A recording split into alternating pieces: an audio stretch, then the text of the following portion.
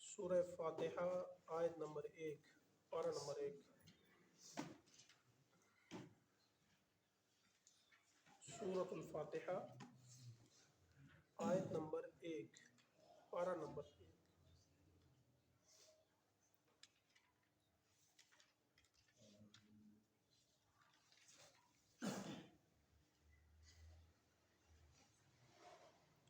اعوذ باللہ من الشیطان الرجیم،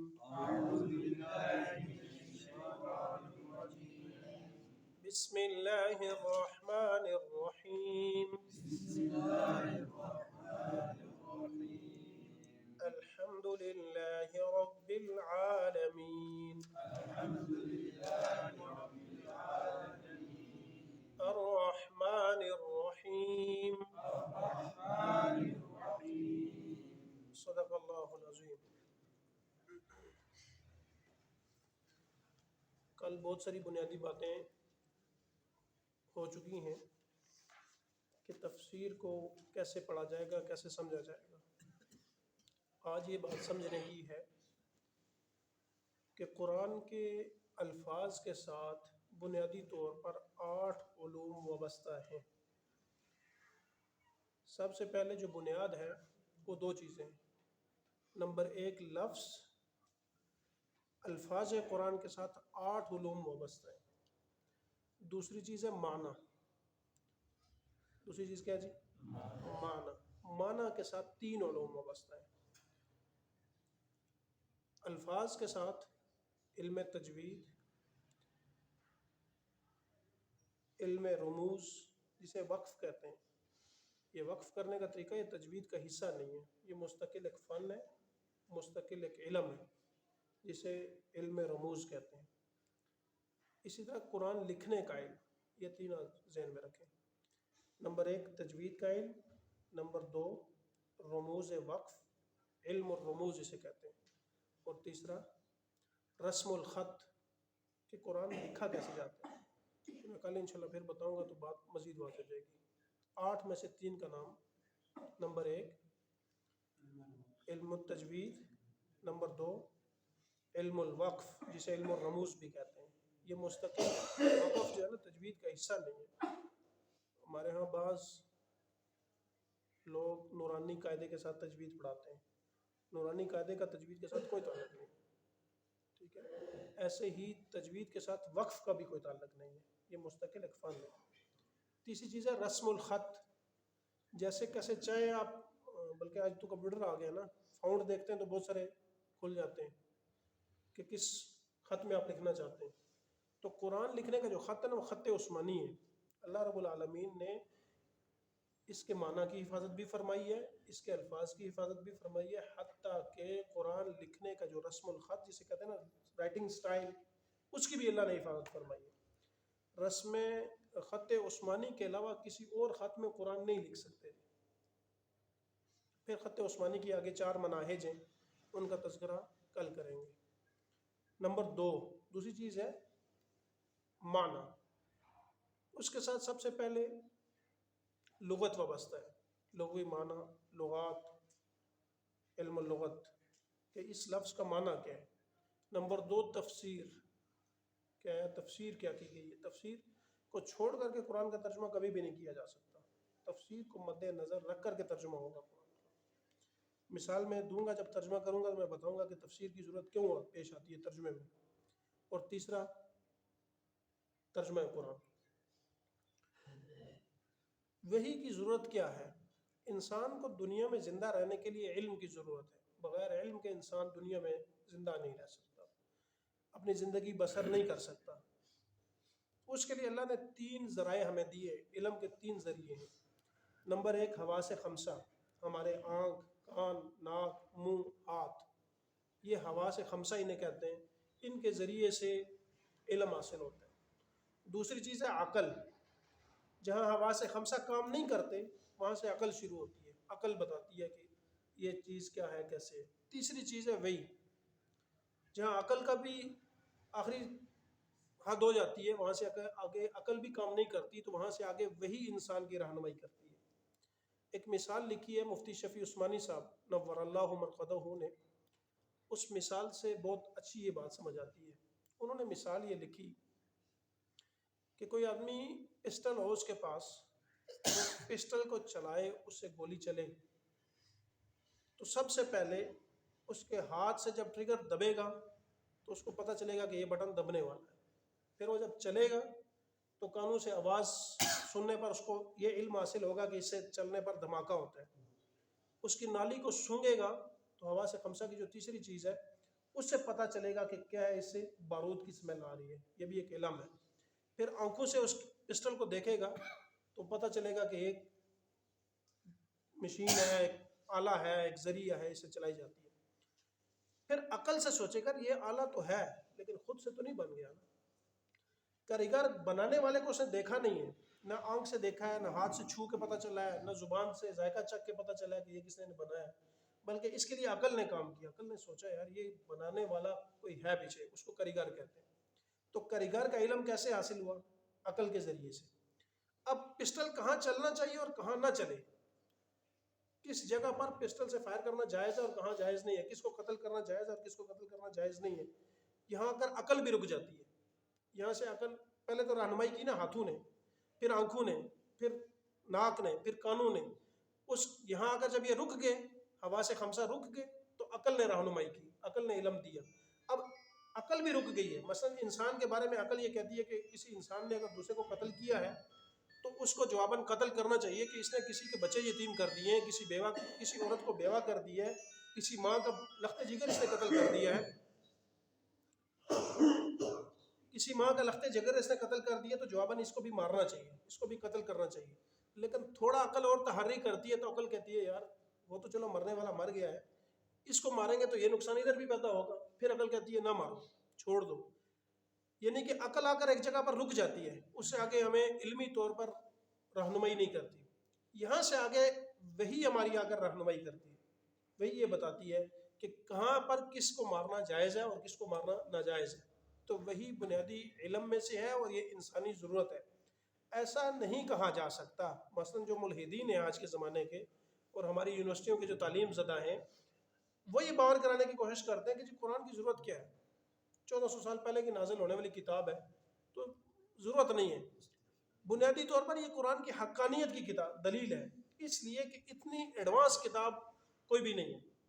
کوئی بھی کتاب ہوتی ہے نا زمانے میں لکھی جائے، کوئی بھی رائٹر کتاب لکھتا ہے تو اس کتاب کی ایک عمر ہوتی ہے، اس کی ایک مدت ہوتی ہے، 50 سال ہے بہت ہو تو عموماً جو کتابوں کی عمر ہوتی ہے نا وہ 20-25 سال ہوتی ہے، اس سے زیادہ عمر نہیں ہوتی۔ 25 سال بعد سائنسدان بھی کتاب لکھتے ہیں نا، تو کوئی سائنسدان کتاب لکھتا ہے تو 25 سال بعد 20 سال بعد ہو سکتا ہے وہ خود اپنی کتاب لکھے کہ یار میں جو پہلے کتاب لکھی تھی نا وہ میری تھیوریاں ٹھیک نہیں تھی اور یہ ہوا ہے۔ پہلے انہوں نے کہا جی آسمان تحریک کرتا ہے، زمین کے گرد گھومتا ہے، پھر کہا زمین گھومتی ہے، پھر یعنی کہ مثال ان کے اوپر تنقید نہیں ہے، سمجھانا یہ مقصود ہے کہ وہ پہلے اپنی کتاب لکھتے ہیں، پھر اپنی کتاب کے اوپر خود نئی کتاب لے کے آ جاتے ہیں، تو پچھلی کتاب ڈی ویلیو ہو جاتی ہے، اس کی ضرورت نہیں رہتی۔ تو کتاب کی ایک عمر ہوتی ہے، بہت بڑی تیر مارو تو 100 سال سے اوپر عمر نہیں ہوتی کتاب کی۔ قرآن واحد کتاب ہے جو 1400 سال سے زندہ و جاوید ہے اور آج بھی ایڈوانس ہے۔ جہاں پر ہماری عقل نہیں ہوتی قرآن ہماری رہنمائی کرتا ہے کہ یہاں سے آگے بھی کچھ ہے، یہاں پر بھی کچھ نہ کچھ چیز ہے۔ تو عقلی طور پر بھی وحی کی انسان کو ضرورت ہے۔ اللہ رب العالمین نے اس وحی کو اس لیے نازل فرمایا تاکہ یہ انسانوں کو علم دے سکے اور انسان کی رہنمائی کر سکے۔ اور قرآن کے اندر بھی ہے کہ اللہ نے قرآن کو اس لیے نازل فرمایا کہ یہ لوگوں کی کیا کرے جی، رہنمائی کرے۔ ہدی للناس کا تذکرہ ہے یہاں پر، اور ہدی للناس سے معنی یہ ہے کہ مسلمان ہے، کافر ہے، کوئی بھی ہے وہ اسے نفع حاصل کر سکتا ہے، رہنمائی حاصل کر سکتا ہے۔ اب وہی نازل کیسے ہوتی تھی؟ امام بخاری رحمہ اللہ نے باقاعدہ باب باندھے۔ حضرت حارث کی ایک روایت ہے، بخاری کے دوسرے صفحے سے ہی شروع ہو جاتا ہے، یہ پہلا باب ہے جو وہ یہی شروع ہوتا ہے کہ وہی کیسے نازل ہوئی۔ تو حضرت حارث کی روایت ہے کہ جب نبی کریم صلی اللہ علیہ وسلم کے اوپر وہی نازل ہوتی تو گھنٹیوں کی آواز آیا کرتی تھی، اور نبی صلی اللہ علیہ وسلم فرماتے کہ یہ سب سے سخت کیفیت ہوا کرتی تھی وہی کے نازل ہونے کی۔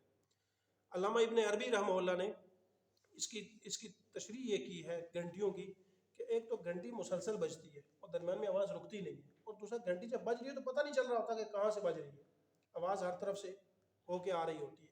تو ایسے ہی نبی صلی اللہ علیہ وسلم پر جب وحی آتی تھی تو عموماً ہر طرف سے آواز آتی تھی، اور یہ سب سے سخت کیفیت ہوا کرتی تھی۔ امی عائشہ رضی اللہ تعالیٰ عنہا سے ایک روایت منقول ہے، امی عائشہ فرماتی ہیں کہ نبی صلی اللہ علیہ وسلم پر وحی آتی سردیوں کے موسم میں، سخت جھاڑے کے دن ہوتے، سردی کے دن ہوتے، تو نبی صلی اللہ علیہ وسلم کے پیشانی پہ پسینہ آ جایا کرتا تھا، موتیوں کی طرح پسینہ، وہ قطرے موتیوں کی طرح چمکا کرتے تھے۔ دوسری کیفیت کیا تھی؟ بعض دفعہ حضرت جبریل علیہ الصلوۃ والسلام انسانی شکل میں آیا کرتے تھے، اور انسانی شکل میں آ کر کے فتح الباری کے اندر اسی روایت کے تحت صاحب فتح الباری نے لکھا ہے کہ حضرت دحیہ کلبی رضی اللہ تعالی صحابی رسول، ان کی شکل میں حضرت جبریل تشریف لایا کرتے تھے اور آ کر کے وحی دے کے جایا کرتے تھے، اور یہ نسبتاً آسان ہوا کرتا تھا نبی صلی اللہ علیہ وسلم کے لیے۔ تیسری، نبی صلی اللہ علیہ وسلم کے پاس حضرت جبریل اپنی اصل شکل میں آیا کرتے تھے۔ یہ واقعہ مفسرین لکھتے ہیں کہ 3 دفعہ پیش آیا۔ ایک دفعہ تب پیش آیا جب آپ معراج پہ جا رہے تھے، تو حضرت جبریل علیہ الصلوۃ والسلام اپنی اصلی شکل میں آئے اور آپ کو معراج پر بھی لے گئے اور وہی بھی نازل ہوئی۔ دوسرا واقعہ تب پیش آیا جب نبی کریم صلی اللہ علیہ وسلم کو، آپ نے سورہ اعلیٰ کے اندر پڑھا ہے، جب نبی کریم صلی اللہ علیہ وسلم کو خواہش ظاہر ہوئی کہ میں جبریل کو دیکھوں، تو حضرت جبریل علیہ الصلوۃ والسلام اپنی اصل شکل میں ظاہر ہوئے۔ تیسرا واقعہ، یہ مقام جیاد ایک مقام ہے، اس جگہ کے اوپر حضرت جبریل علیہ الصلوۃ والسلام نبی صلی اللہ علیہ وسلم کو اگر ملے تھے اور نبی صلی اللہ علیہ وسلم کے پاس اصلی شکل میں ہے، لیکن اس واقعے کی کوئی مستند دلیل نہیں ہے۔ اس کی جو سند ہے نا اس واقعے کی، وہ مستند نہیں ہے، غیر مستند ہے، لیکن یہ واقعہ مفسرین نے نقل کی ہے۔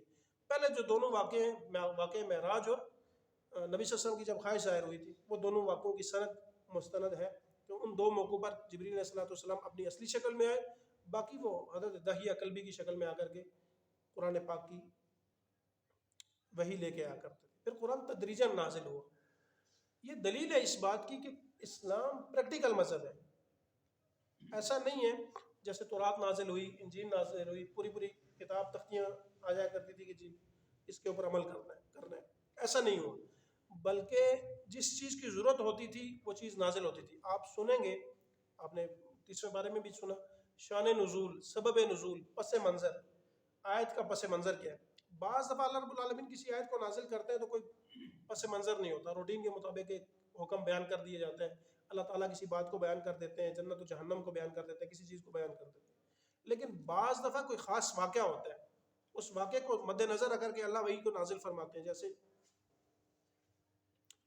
وَلَا تَنكِحُوا الْمُشْرِكَاتِ حَتَّى يُؤْمِنْ، ایک صحابی وہ اسلام سے پہلے ایک عورت کے اوپر عاشق تھے، ایک عورت کے ساتھ ان کا تعلق واسطہ تھا، تو بعد میں مکہ کے اندر وہ عورت ان سے ملی اور انہیں پیشکش کی گناہ کی، تو انہوں نے بتایا میں تو مسلمان ہو چکا ہوں اور میرے تیرے درمیان اب اسلام کھڑا ہے، یہ بات اب نہیں ہو سکتی۔ تو اس نے شادی کی پیشکش کی، تو نبی صلی اللہ علیہ وسلم سے پوچھنے کا کہا اس صحابی نے، کہ ان صحابی نے کہا کہ میں پوچھوں گا۔ حضرت مرثد رضی اللہ تعالیٰ عنہ غالباً ان کا نام تھا، تو انہوں نے کہا جی میں پوچھوں گا اور پوچھ کر کے جو بھی حکم مجھے معلوم ہوگا اس کے مطابق فیصلہ کر لیں گے۔ تو بہرحال اس آیت کا ایک خاص پس منظر ہے کہ یہ آیت کیوں نازل ہوئی۔ تو بعض دفعہ قرآن کے اندر جو وحی نازل ہوتی ہے اس کا ایک خاص پس منظر ہوتا ہے، تو پتہ یہ چلتا ہے کہ قرآن یہ لکھا لکھایا مذہب نہیں ہے، پریکٹیکل نہیں ہے، بلکہ یہ کیا ہے جی تدریجاً نازل ہوا، اور تدریجاً اس لیے نازل ہوا کہ پریکٹیکلی نبی صلی اللہ علیہ وسلم نے خود کر کے دکھایا جو شان نبوت کے مطابق تھا، کیونکہ نبی معصوم ہوتا ہے، ہر کام نبی خود نہیں کر سکتا۔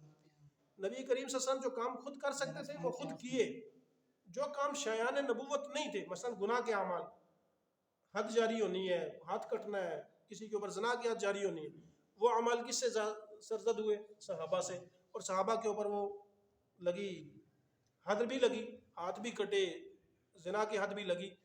تو اس سے ایک اور بات بھی ہمیں سمجھ آتی ہے کہ صحابہ ہمارے محسن ہیں، ان کی وجہ سے ہمیں وہ جیسے کیسے تھے وہ ان کا اللہ کا معاملہ ہے، ہمارا کوئی معاملہ نہیں ہے کہ ہم نے ان کو جنت میں لے کے جانا ہے یا جہنم میں لے کے جانا ہے، یہ ٹکٹ ہمارے پاس نہیں ہے، وہ ان کا اللہ کا معاملہ ہے۔ اللہ نے دنیا میں اعلان کر دیا کہ رضی اللہ تعالیٰ عنہ ورضوا عنہ، لیکن میرے اور آپ کے محسن ہیں، کیوں؟ پریکٹیکلی ایک صحابی کے اوپر حد لگے زنا کی، تو کیا آپ سمجھتے ہیں کوئی آسان بات ہے؟ ہمیں تو ایک شریعت کا حکم پتہ چلا ہے، پریکٹیکلی پتہ چلا ہے کہ یہ حکم یوں نازل ہوا اور اس کے اوپر یوں عمل بھی ہوا ہے۔ تو قرآن تدریجاً نازل ہوا، یہ کہ بعد دیگر آیات نازل ہوتی تھی۔ پھر نبی کریم صلی اللہ علیہ وسلم کے زمانے میں ایک بات مشہور ہے نا کہ حضرت عثمان کے زمانے میں ایک قرآن محفوظ کیا گیا، ایسا نہیں ہے، نبی کریم صلی اللہ علیہ وسلم کے زمانے میں ہی یہ محفوظ تھا، لیکن اس کی کوئی ترتیبی صورت نہیں تھی، کوئی نظم نہیں تھا۔ پھر حضرت ابو بکر صدیق کے زمانے میں بھی یہ نسخہ بنایا گیا، ان کے زمانے میں بھی یہ محفوظ تھا، پھر حضرت عمر کا زمانہ، تو تدریجاً اس کے اندر ترقی آتی چلے گئی. حضرت عثمان کے دور میں آ کر کے ایک جگہ پہ رک گیا، اس کے بعد اس کے اوپر مزید کام نہیں ہوا.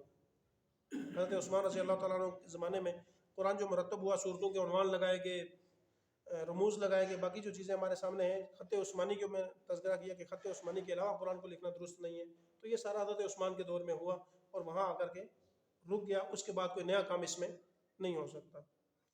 قرآن میں پہلی وحی نازل ہوئی سورۃ العلق، پھر 3 سال زمانہ فترت کا رہا، وحی نازل نہیں ہوئی. 3 سال کے بعد سورہ مدثر کی آیات نازل ہوئی. اسی لیے آپ بعض تفاسیر میں پڑھیں گے، بعض مفسرین کی رائے یہ ہے کہ سورہ مدثر وہ پہلی وحی ہے، اور بعض مفسرین کہتے ہیں نہیں، وہ پہلی وحی سورہ علق ہے، سورہ مدثر نہیں ہے. اب تطبیق کیا ہے دونوں کے درمیان؟ تطبیق یہ ہے کہ اصلاً سورہ علق کی آیات وہ پہلے نازل ہوئیں، پھر درمیان میں فترت کا زمانہ رہا، پھر جب دوبارہ 3 سال کے بعد وہی نازل ہوئی تو وہ جب پہلی وہی نازل ہوئی وہ سورہ مدثر کی آیات تھی، وہ سورہ علق کی آیات نہیں تھی. بہرحال جو بھی صورت نازل ہوتی تھی اس کی چند آیات نازل ہوتی، پھر دوبارہ پھر نازل ہوتی. لیکن سورہ فاتحہ ایسی صورت ہے جو پوری کی پوری ایک ہی دفعہ نازل ہوئی نبی کریم صلی اللہ علیہ وسلم کی ذات پر. پھر قرآن میں آپ دیکھتے ہیں جیسے سورہ فاتحہ آپ اپنے قرآن پہ دیکھیں گے تو لکھا ہوگا مکیہ، یہ مکی صورت ہے. اب قرآن میں مکی صورتیں کتنی ہیں، مدنی صورتیں کتنی ہیں، یہ ایک علمی بحث ہے، اس کے اندر پڑھنے کی آپ لوگوں کو میرے خیال سے ضرورت نہیں ہے. آپ کے اس میں علم کے اندر، بحث کے اندر، تنازع کے اندر پڑھنے کی ضرورت نہیں ہے. جو راجح قول ہے نا وہ ہمارے قرآن کے اوپر لکھا ہوا ہے کہ مکی کتنی اور مدنی کتنی. ہر صورت کے اوپر لکھا ہوتا ہے ٹائٹل کہ یہ سورۃ الفاتحہ مکیہ، سورۃ البقرہ مدنیہ، جو بھی صورت ہے اس کے اوپر ٹائٹل لکھا ہوتا ہے. اب جو ہمارے پاس قرآن ہے اس کے اندر جو لکھی صورتیں مکی کتنی اور مدنی کتنی ہیں، سورہ بقرہ کی آیات ہے 286. اب قرآن کے اوپر لکھی ہوں گی 286 آیات ہیں. آخر والی جو 2 آیات ہیں نا، 2 لفظ ہیں 286 کے، 286 کے آخری 2 لفظ نکالا تو کتنے بنتے ہیں جی؟ 86 بنتے ہیں نا. آخر والے 2 کتنے ہیں؟ 286 میں سے 2 کو چھوڑ دیں تو پیچھے کیا بچتا ہے؟ 86. اور آخر والے کو چھوڑ دیں تو پیچھے 28. 28 صورتیں یہ مدینہ میں نازل ہوئی اور 86 صورتیں مکہ میں نازل ہوئی. ٹھیک ہے جی، آسان کرنے، یاد کرنے کے لیے بہت آسان ہے. 286 آیات ہیں سورہ بقرہ کی، تو پہلے والے حرف کو چھوڑ دیں تو پیچھے 86 بجتے ہیں، آخر والے کو چھوڑ دیں تو 28 بجتے ہیں. 28 اور 86 114 ہوتے ہیں. ٹھیک ہے جی، یاد کرنے کے لیے آسان ہو گیا. اچھا، میں نے ایک بات عرض کی تھی کہ قرآن کا ترجمہ کرنے کے لیے مفسرین کی ضرورت ہے. لغت کی بنیاد پر، عربی دانی کی بنیاد پر قرآن کا ترجمہ نہیں ہوگا. اس کی دلیل کیا ہے؟ ہمارا سبق جو شروع ہو رہا ہے، الحمدللہ رب العالمین، تمام تعریفیں اللہ تعالیٰ کے لیے جو تمام جہانوں کا پالنے والا ہے. اب سوال یہ کہ تمام کس کا ترجمہ ہے؟ وہ یہاں لغت کے اندر دیکھیں گے تو نہیں ملے گا. تمام اللہ رب ہیں، پالنے والے ہیں سارے جہانوں کے، یہ سارے تمام سب، یہ کس کا ترجمہ کیا جی؟ کاکی کے ترجمہ ہوتا ہے اضافت کا، رب العالمین، تمام جہانوں کا رب، پالنے والا، یہ اضافت کا ترجمہ کیا. اب مفسرین یہ بتاتے ہیں کہ الف لام کا معنی ہے تمام. اگر نہ تو الف لام کی 4 صورتیں ہیں، میں کہہ سکتا تھا الف لام یہاں پر آدھے خارج کا ہے یا آدھے ذہنی ہے. آسان الفاظ میں کہیں تو اس کا معنی یہ ہے کہ بعض تعریفیں اللہ تعالیٰ کے لیے، کوئی بھی آدمی اٹھ کے یہ کہہ سکتا تھا. لیکن یہ دروازہ کہاں سے بند ہوگا؟ جب ہم مفسرین کے پیچھے چل کر قرآن کا ترجمہ کریں گے. ہر آدمی اپنی منشا سے قرآن کا ترجمہ شروع کر دے گا تو کچھ نہ کچھ ہو جائے گا. ٹھیک ہے، تو لہذا قرآن سمجھنے کے لیے بنیاد مفسرین ہے. کیا ہے؟ انہوں نے اس کا ترجمہ کیا کیا ہے. لغت کی بنیاد پر، عربی دانی کی بنیاد پر قرآن کا ترجمہ نہیں ہوگا. نبی صلی اللہ علیہ وسلم نے صحابہ کو کیا سمجھایا، صحابہ نے کیا سمجھا، پھر مفسرین نے کیا نقل کیا. صحابہ میں سے عبداللہ بن عباس رضی اللہ تعالیٰ عنہ، ان کو مفسرین میں صحابہ کے زمانے میں سب سے بڑا درجہ حاصل تھا. قرآن سمجھنے لے کے پھر ان کو دیکھا جائے گا کہ مفسرین نے کیا تفسیر کی ہے، اس کا کیا ترجمہ کیا ہے. بہرحال ترجمے کی طرف آتے ہیں. تمام تعریفیں اللہ تعالیٰ کے لیے جو تمام جہانوں کا پالنے والا ہے. الرحمن الرحیم، جو بڑا مہربان اور رحم کرنے والا ہے. دوسرا ترجمہ، الرحمن الرحیم، جو سب پر رحم کرنے والا اور بہت رحم کرنے والا ہے. یا رحمان الدنیا و رحیم الآخرہ. رحمان کا معنی یہ ہوتا ہے، دونوں کا معنی ہوتا ہے رحمت کرنا، لیکن رحمان کی رحمت ہر خاص و عام کو حاصل ہے دنیا میں، چاہے وہ کافر ہے چاہے وہ مسلمان ہے۔ اللہ نے دو آنکھیں دی ہیں تو یہ اللہ کی کیا ہے جی؟ رحمت۔ اللہ نہ دیتے تو کوئی زبردستی تھی یا کوئی چھین سکتا ہے اللہ تعالیٰ سے؟ کتنے بیرے پھر رہے ہیں جن کی منہ پہ آنکھیں ہیں ہی نہیں ہیں، بالکل برابر ہے، وہ آنکھیں زبردستی نہیں لے سکتے۔ تو اللہ دینے والا ہے، تو اللہ نے جو ہم سانس لیتے ہیں اندر جاتی ہے واپس باہر آتی ہے، ایک آکسیجن کا سلنڈر لگ جائے تو پتہ لگ جاتا ہے کہ یار کتنے خرچے آ رہے ہیں اور ہو کیا رہا ہے، اور وہ آکسیجن جو لیتے ہیں اس کی کیفیت بھی کیا ہوتی ہے۔ تو یہ اللہ تعالیٰ کی رحمت ہے۔ تو دنیا میں ہر خاص و عام کو، وہ کافر ہے تب، وہ مسلمان ہے تب، سب کو اللہ کی رحمت حاصل ہے، اس کو کہتے ہیں یا رحمان۔ اسی لیے میں نے ترجمہ کیا جس کی رحمت سب پر ہے۔ دوسرا ورحیم، الرحیم، اس کا معنی بھی ہے رحمت کرنے والا، لیکن یہ خاص ہے کہ خاص رحمت حاصل ہے، اور جس کو بھی حاصل ہے وہ پوری پوری حاصل ہے، تامہ رحمت تامہ حاصل ہے۔ یہ کیسے؟ یہ صرف مسلمانوں کو حاصل ہے، جو دنیا میں بھی ہے اور آخرت میں بھی ہے۔ اسی لیے کہا جاتا ہے یا رحمان الدنیا و رحیم الآخرہ۔ بات سمجھ میں آ گئی جی؟ رحمان عام ہے اور رحیم خاص ہے۔ باقی انشاءاللہ کل پڑھیں گے۔ کوئی بنیادی چیزوں میں سے سوال کسی کے ذہن میں ہو تو وہ پوچھ سکتا ہے۔ اللہ تعالیٰ سے دعا ہے کہ اللہ قرآن سمجھنے کی سبحانک اللہم و بحمدک نشہد ان لا الہ الا انت نستغفرک و نتوب الیک برحمتک۔